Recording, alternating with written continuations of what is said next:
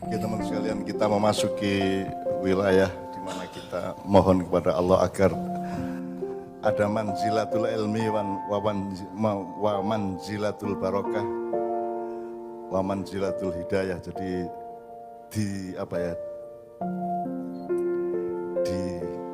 diturunkan oleh Allah ilmu, hidayah dan barokah. Sudah pasti di dalamnya ada keselamatan, ada perlindungan dan seterusnya. Nah teman-teman sekalian, berdasarkan ayat tadi, ayat yang Pak Muzamil sebut tadi kan Allah berjanji kalau Anda menghadirkan Muhammad dalam hidupmu, salah satu caranya dengan bersolawat atau batin terus gitu ya, batin terus hatimu kanjeng Nabi, maka Allah tidak akan mengadabmu. Nomor 2, dan kalau engkau selalu beristighfar gitu ya. Wa maka Allah mu'adzibahum wa hum yastaghfirun. Kalau Anda punya kesadaran sikap istighfar, tidak hanya mengucapkan istighfar tapi punya mindset istighfar dalam hidupmu. Jadi kowe dagang, kowe karo bojomu, kowe didik anakmu, kowe nyopo karo tonggomu, itu semua mindset atau kesadaran dasar kita adalah istighfar kepada Allah Subhanahu wa taala. Jadi artinya istighfar itu kan itu merasa seperti bersalah.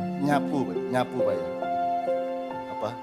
Nyapu itu artinya kita membersihkan dengan, kalau ada kotoran dalam hidup kita bersihkan dengan cara memohon ampun kepada Allah. Nah, kalau Anda membersihkan dirimu dengan istighfar terus menerus sesering mungkin, maka tanah hidupmu yang bersih, jiwamu yang bersih itu juga dengan mudah akan kompatibel terhadap manzilatul barokah, manzilatul ilmi, manzilatul rizki, manzilatul hidayah dan seterusnya. Dengan turunnya rizki Allah, hidayah Allah, ilmu Allah. Nah, maka saya sarankan kepada teman-teman, kan ini COVID kan tilang-tilang di omah, ketap-ketip, gelundang-gelundung, turu ya wis pegel, ngaji ya wis meniren ya, moco ya wis apa, delap-delap meripat pedes ya. Jadi nek wis jam 12 bengi munggah sampai subuh iku nek iso timbangane kon tilang-tilang wudu salat 2 rakaat.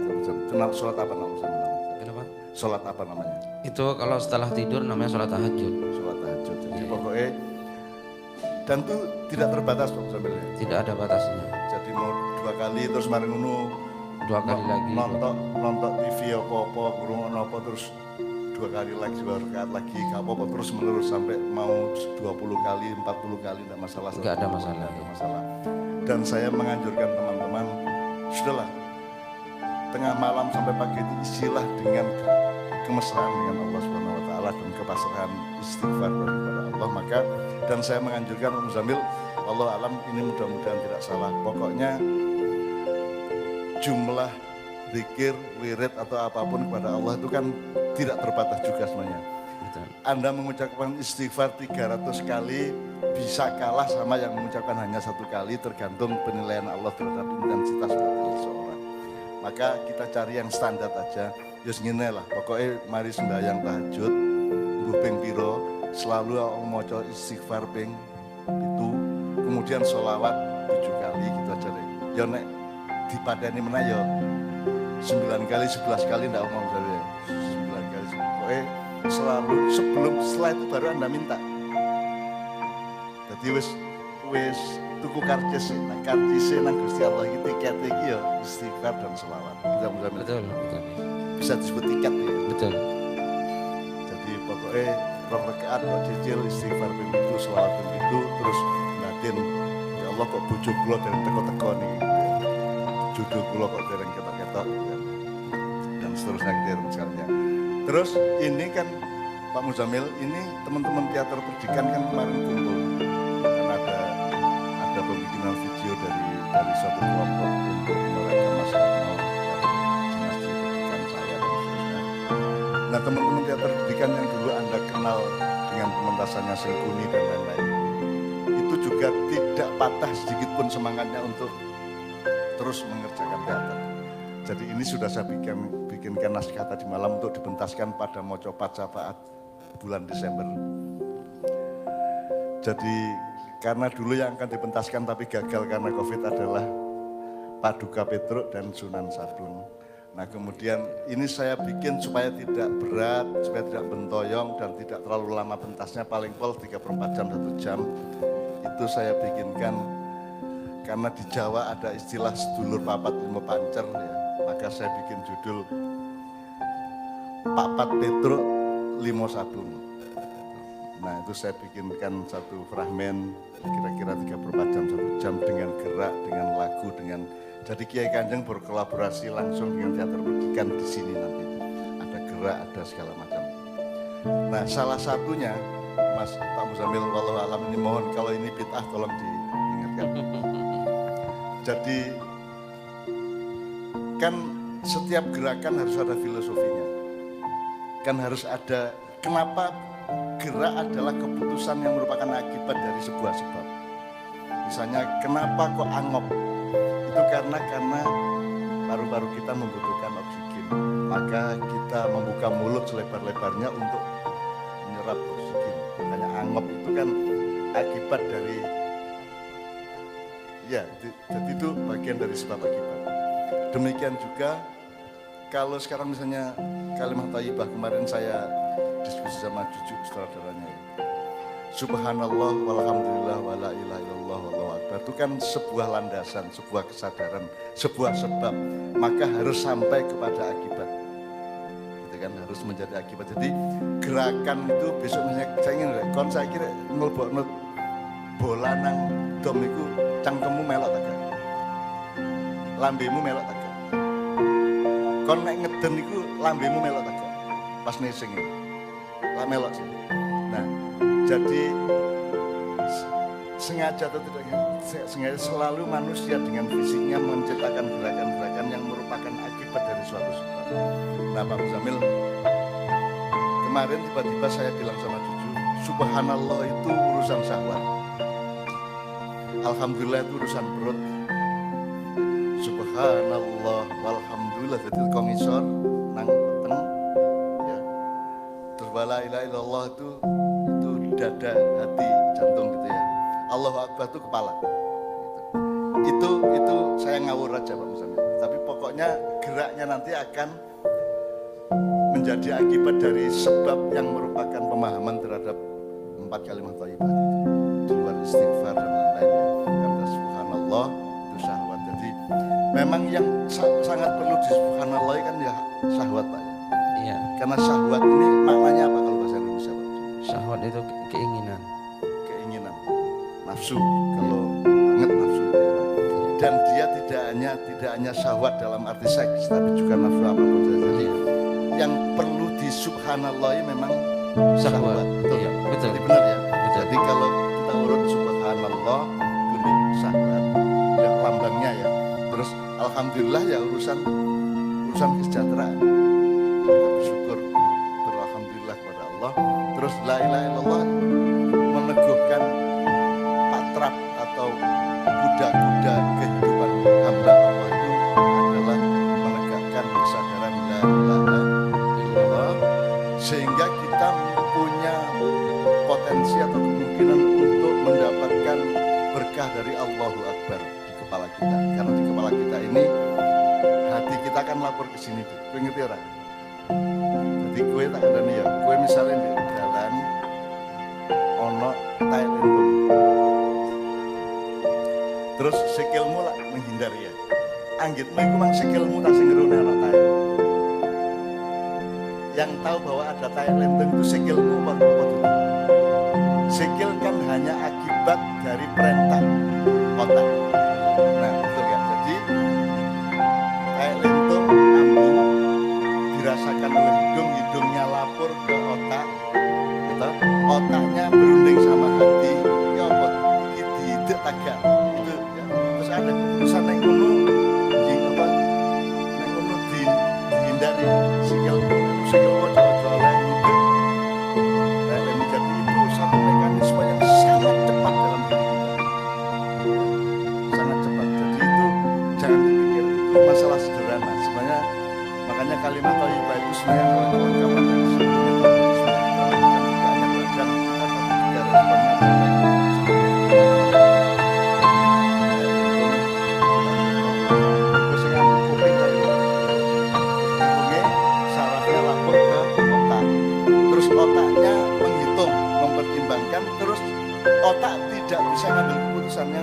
keputusan adalah hati, itu enggak?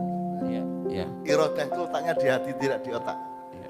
Nah, otak kemudian konsultasi kepada hati, ya apa iki diidik tak gak taek iki. Terus hatinya bilang ojo gitu ya. Akhirnya balik ke otak, otaknya merintah sikil kon ojo ngidek taek iku. Iya, lewat jaringan saraf. Jadi itu satu mekanisme yang begitu cepatnya. Ya, begitu, bukan hanya detik itu, sekon. Sepersekian sekon itu setiap hari loh Anda mengalami itu loh. Gitu. Jadi yo taek lentung yo segala macam hal. Itu kan ada pertimbangan komprehensif dari daya serap, Iya. masuk ke otak, otaknya ke hati, hatinya memberi pertimbangan, kemudian diputuskan bersama untuk melakukan sesuatu yang digunakan kepada tangan, kepada kaki atau kepada apapun yang lain. Jadi itu sebuah mekanisme yang luar biasa. Jadi Ya, itu yang kalau menurut itulah alam malakut yang ada dalam diri kita. Bukan bukan alamul mulki, tapi alam malakut. ya, supaya jelas, Ya, jelasin aja. Jadi- Malakut apa, mulki apa? Jadi alam ini ada 3. Ada alamul mulki ini yang kelihatan oleh indera kita. Dan di dalam tubuh kita ini bekerja juga alam malakut yang tidak kelihatan. Yang tadi yang disebutkan itu alam malakut yang ada dalam tubuh kita. Gitu ya. Jadi siapa yang mungkin kalau apa ya, ilmu fisiologi, ilmu yang fisik itu melihat saraf tadi Pak Mus. Tapi itu kan juga gak bisa dilihat. Nah itu karena ini bukan alamul mulki tapi alam malakut. Gitu ya. Gitu ya. Jadi kalau sekarang saya agak memperbesar skalanya atau spektrumnya ini arahnya. Jadi manusia itu kenapa dia diciptakan terakhir dan paling sempurna, ahsani takwim, bahkan sampai ke konsep insan kamil dan seterusnya, karena malaikat itu tidak memenuhi untuk kamil. Setan tidak memenuhi untuk disebut kamil. Jadi mereka bukan ahsani takwim, yang ahsani takwim itu manusia. Bahkan Quran pun bukan ahsani takwim. Karena Quran tidak punya urat saraf, Al-Quran tidak punya darah yang mengalir, Al-Quran tidak punya hati. Dia hanya alat dari ahsani takwimnya manusia. Jadi Anda itu begitu terhormatnya di hadapan Allah, sehingga kita harus saling menghormati di antara kita, karena di dalam diri manusia itu ternyata sudah ada mekanisme 3 jagat tadi. Betul. Jagat, Alamul mulki, terus alamul malakut, ya. wa alamul jabarut. Alamul jabarut. Lah Jabarut ini bahkan ini seperti apa ya? Ini otomatis. Kalau dalam komputer itu otomatis. Jadi kon nek mari ngambuti, nek mari ngintes tinggi iku terus kok ambut agak. Sopo sing ngongkon? Lah wis terus nek ambune tinggi kaya ngene. Lah wis terus. Tapi apa kok mesti kon ngene ya? Bahkan untutmu dia mesti kok isep. Untut mesti ngene iki mesti kan. Nah, itu menurut saya itu adalah spontanitas dari alamul jabarut. Alamul jabarut. Jadi itu adalah bagian dari ciptaan Allah yang dahsyat, yang manusia modern, manusia material, manusia yang kapitalistik ini sama sekali tidak punya minat untuk mempelajari itu. Mereka hanya mengenalnya sebagai psikologi. Psikologi itu pun bukan ilmu jiwa, tapi ilmu tentang gejala kejiwaan. Jadi mereka hanya tahu ambune karo taeke. Ilmu psikologi itu hanya tahu bau tai, tapi tidak mengerti tainya. Jadi ilmu psikologi itu adalah ilmu yang mempelajari gejala-gejala kejiwaan manusia, tapi tidak berarti dia mengenali jiwa manusia. Kalau mau mengenali jiwa manusia, kita harus tanya kepada pencipta jiwa yaitu Allah Subhanahu wa taala. Nah, Allah merupakan adalah alamul mulki, alamul malakut wa alamul jabarut. Nah, itu satu komprehensi dan harmoni yang luar biasa yang kita alami sehari-hari. Dari yang suci-suci sampai yang saru-saru itu kita alami jabarut-jabarut itu semuanya. Nah, ini di Maya alhamdulillah kita bisa mempelajari sampai seperti itu. Nanti kita akan kembangkan dengan landasan-landasan seperti ini, Bang Samil. Terus yang tolong direspon yang soal kalimat thayyibah tadi, dari syahwat ke perut ke hati ke kepala itu kira-kira menyalahi enggak? Enggak. Itu kan bagaimana kita menyesuaikan dengan apa yang kita kerjakan. Ya, jadi kalau Anda bilang subhanallah itu urusannya adalah pencucian dari kotoran, pencucian dari kotoran. Jadi yang nomor satu adalah nafsu kita, syahwat kita, baik syahwat yang muncul dari alat vital maupun syahwat yang muncul dari bagian dari hati, atau juga dikasih urut oleh otak. Otak juga bisa memberi kecerdasan rasional. Hanya orang Indonesia itu sangat cerdas kalau berbagi. Tapi kalau berbuat baik itu malas-malasan dan tidak sungguh-sungguh dan tidak kecerdasan. Jadi itu karena ada ketidakseimbangan di dalam metabolisme atau harmoni antara tiga jagat tadi, alamul mulki, alamul malakut, wa alamul jabarut tadi itu. Nah, malam ini kita dari pedoman itu nanti kita bisa bercermin dari semua yang kita akan diskusi, kita bercermin di situ. Karena mumpung ada marjaknya, terus Pak Mustafa juga, jangan lupa Pak Mustafa ini juga orang Muhammadiyah yang ahli Jawa. Biasanya yang ahli Jawa NU, tapi ini ada Muhammadiyah yang agak bergaya NU dan agak berwacana NU kan gitu. Karena dia kota gede. Gitu. Iya. Oke teman sekalian, saya minta satu nomor lagi, satu Kiai Kanjeng mandiri, kemudian kita akan buka diskusi langsung. Manut aja sama Doni sama Imam. Habis ini teman sekalian, saya akan buka langsung untuk jamaah. Jadi saya tidak menyiapkan apa-apa untuk menceramai Anda. Pak Muzamil juga saya tidak minta untuk menyiapkan apa-apa.